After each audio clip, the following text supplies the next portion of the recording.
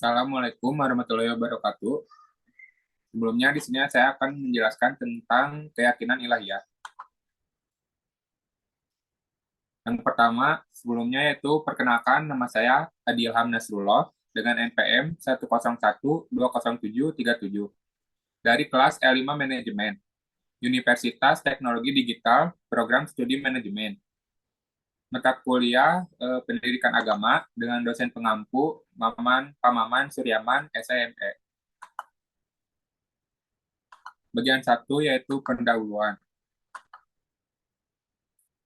Perkataan Tuhan merupakan terjemahan dari kalimat Rob dalam bahasa Arab yang merujuk pada interpretasi ulama terhadap surat Al-Jasiyat ayat 23 dan Al-Qasas ayat 38 yang di dalamnya tercantum kalimat ilah atau Tuhan.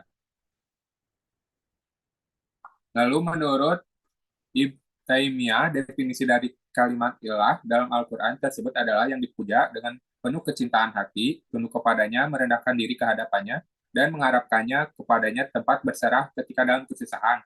Berdoalah dan bertawakal kepadanya untuk kemaslahatan diri, meminta perlindungan darinya dan menimbulkan ketenangan di saat mengingat dan terpaut kepadanya.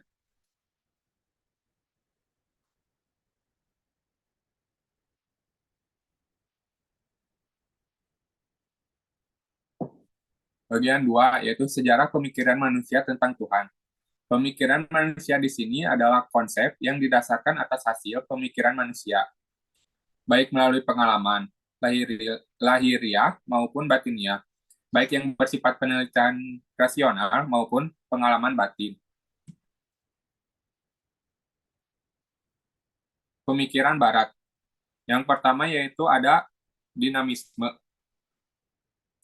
yaitu pola kepercayaan manusia terhadap adanya kekuatan yang maha dahsyat yang berpengaruh dalam kehidupan. Kekuatan tersebut diyakini bersemayam dalam benda-benda.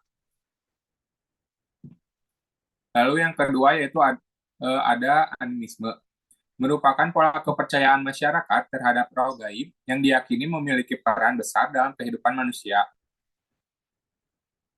Lalu yang ketiga ada henoteisme, yaitu pola kepercayaan terhadap dewa-dewa. Yang keempat yaitu ada Spain, yakni pola kepercayaan yang diusung atas motif ketidakpuasan atas keberadaan dewa-dewa yang jumlahnya banyak sehingga diperlukan pengkultusan terhadap beberapa dewa saja. Lalu yang terakhir ada monoteisme, merupakan konsep kepercayaan terhadap satu Tuhan.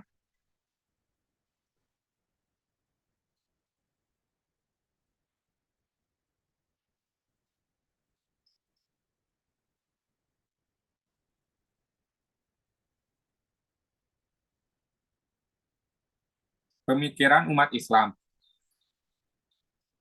Dalam keyakinan umat Islam, bahwa wajib disembah dan dipertuhankan adalah Allah Subhanahu wa Ta'ala. Tiada lain selain Dia. Permasalahan muncul di seputar cara manusia mengetahui adanya Tuhan dan keberadaan sifat-sifat Tuhan. Permasalahan ini dalam perkembangan selanjutnya melahirkan kajian keagamaan tersendiri, seperti yang kita kenal, yaitu adanya ilmu tauhid dan ilmu kalam.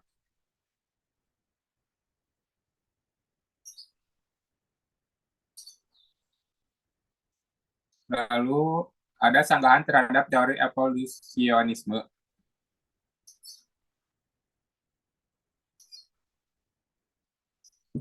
Konsepsi E.B. Taylor tentang evolusionisme sulit untuk dipertahankan, sebab kepercayaan monoteisme pada dasarnya sudah terbangun sejak zaman masyarakat primitif.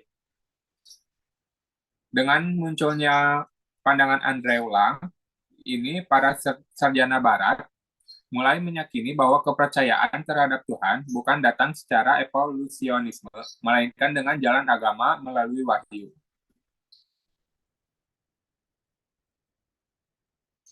Yang keempat yaitu pandangan aliran teologi fungsi, akal, dan waktu.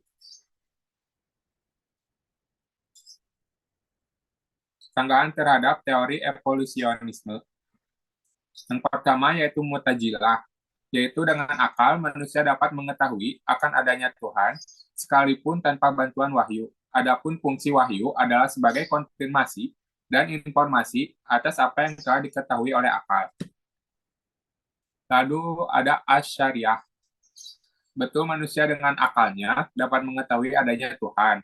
Namun, untuk mengetahui tata cara menyembahnya atau beribadah diperlukan wahyu.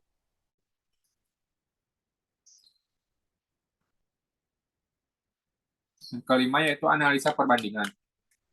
Mutajilah menurut fungsi akal yaitu yang pertama mengetahui adanya Tuhan, yang ketiga yaitu mengetahui baik dan buruk, yang keempat yaitu kewajiban yang mengerjakan yang baik dan meninggalkan yang buruk.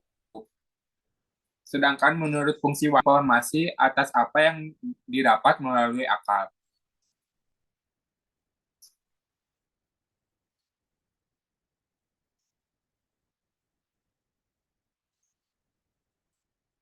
Teori pembuktian Tuhan.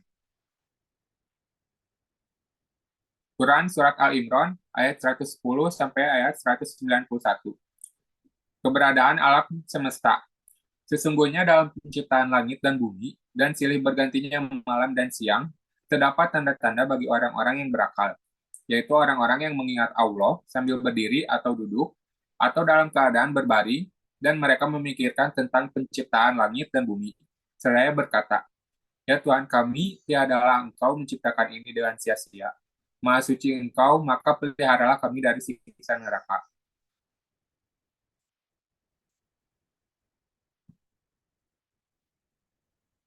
Quran Surat Al-Imran ayat 110 sampai 191.